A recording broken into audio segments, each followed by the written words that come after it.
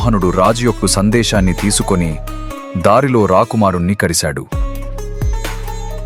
పూజపాత్రను తీసుకుని నేను వెళ్లి పూజ చేపిస్తాను, మహారాజుగారు వెంటనే మిమ్మల్ని కలవాలంటున్నారని చెప్పాడు. ఇలా సాకేతుడిని రాజభవనానికి పంపించాడు. ఏ ముహూర్తంలో అయితే దుర్బుద్ధి సాకేతుడు హత్యకు ఏర్పాటు చేశాడో అదే ముహూర్తానికి సాకేతుడు రాజభవన్లో యువరాణితో వివాహం చేసుకుంటున్నాడు.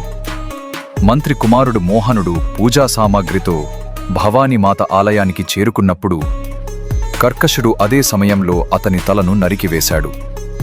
సాకేతుడు యువరాణిని వివాహం చేసుకుని మహారాజు అయ్యాడని, పట్టాభిషేకం అయ్యిందని, ఇటు తన కుమారుడు మోహనుడు మరణించాడని తెలిసినప్పుడు దుర్బుద్ధి కుప్పకూలాడు.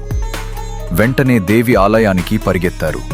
యాదృచ్ఛికంగా యువరాజు సాకేతుడు దుర్బుద్ధిని పిచ్చివాడిలా పరుగెత్తుతున్నప్పుడు చూశాడు. అతను తన గుర్రాన్ని తీసుకుని తన మామ వెళ్లిన అదే దిశలో వెళ్ళాడు.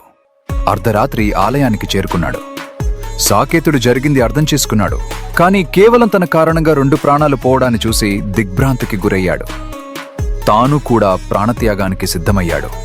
అదే సమయంలో దేవి